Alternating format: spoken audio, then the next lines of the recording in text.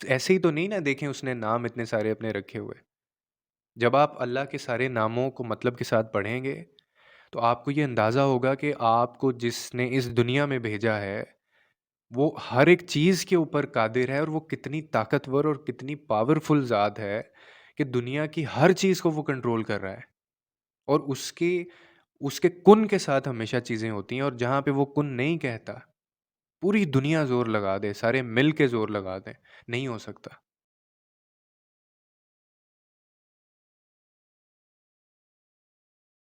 आपकी ज़िंदगी में कोई भी परेशानी हो, या जब भी कोई ऐसा मुकाम आ जाए, किसी रिश्ते की तरफ से कोई आज़माइश आ जाए, या फिर ज़िंदगी में वैसे ही कोई गम आ जाए, कोई परेशानी, कोई तकलीफ़ या कोई आज़माइश या स्ट्रेसफुल मोमेंट कोई आ जाए ना, तो उस वक़्त में सबसे पहली हमारे दिल में या हमारे ज़हन में जो चीज़ आनी चाहिए ना, जो मैं मतलब एक्सपीरियंस कर भी चुका हूँ, और मैंने बड़ा इससे कनेक्ट भी किया है, और मुझे लगता है कि हम सब दुनिया के अंदर ना इससे थोड़ा दूर हो जाते हैं और हमें ये समझ नहीं आ रहा होता, जिसकी वजह से वो तकलीफ़, वो परेशानी और वो जो एक आज़माइश होती है, वो हमेशा बढ़ती है। इंसान को अगर किसी चीज़ का हौसला हो सकता है ना, तो वो सिर्फ़ अल्लाह के होने का हौसला हो सकता है। ये लोग आपको हौसला नहीं दे सकते, और ये ना आपका हौसला बन सकते हैं। जब भी आपको ज़िंदगी में किसी मोड़ पे हैं, तकलीफ़ का ब सामना करना पड़ रहा है, कोई दुःख है, कोई गम है, कोई परेशानी है, तो आपके ज़हन में और आपके दिल में जो सबसे पहली चीज़ आनी चाहिए ना, वो सिर्फ़ ये होना चाहिए कि अल्लाह है आपके साथ। उसने आपको अकेला नहीं छोड़ा। जब आप उस ज़ात का साथ अपने साथ महसूस करते हैं ना, या उसको आप अपने करीब पाएँगे और गुमान करेंगे कि वो आपके करीब है, और वो आपकी इस परेशानी को भी जानता है, वो समझता है, वो सुनता है, आपके आँसुओं को भी, आपकी सिसकियों को भी, यहाँ तक कि वो अनकही बातें जो आपने कही भी नहीं हैं, क्योंकि वो शारिक से ज़्यादा करीब है, वो आपके दिल में है। आप जहाँ उसको पाएँगे वो वहीं वहीं पे मौजूद है। ये खूबसूरती है उस ज़ात की। यानी उसने अपने आप को हर जगह पे मकीन किया हुआ है। आप कहीं भी उसको बस उससे बात करें, उसको बताएँ, और वो आपकी परेशानी दूर करता है। सबसे पहली चीज़ आपके ज़हन में ये आनी चाहिए। आप देखेंगे कि आपकी ज़िंदगी में उसके बाद से ऐसा चेंज आएगा, और आप ऐसी चीज़ें एक्सपीरियंस करेंगे जो आपने कभी नहीं की होंगी। जो सुकून, असल में जो सुकून देने वाली ज़ात है, हम उससे सुकून माँग ही नहीं रहे होते।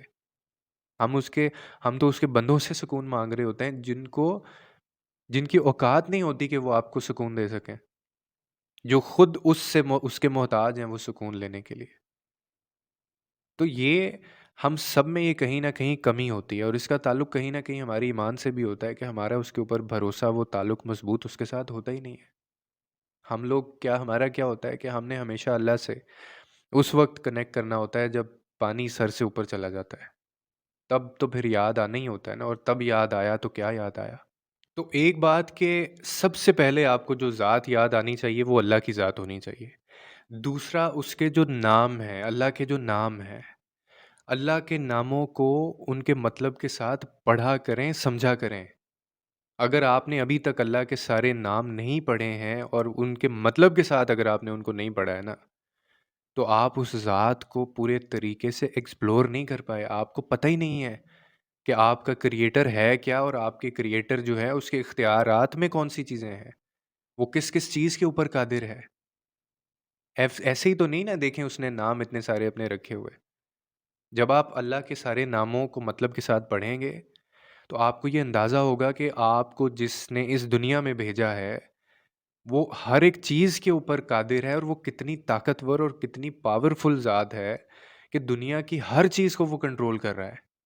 और उसके उसके कुन के साथ हमेशा चीज़ें होती हैं, और जहाँ पे वो कुन नहीं कहता, पूरी दुनिया ज़ोर लगा दे, सारे मिल के ज़ोर लगा दें, नहीं हो सकता।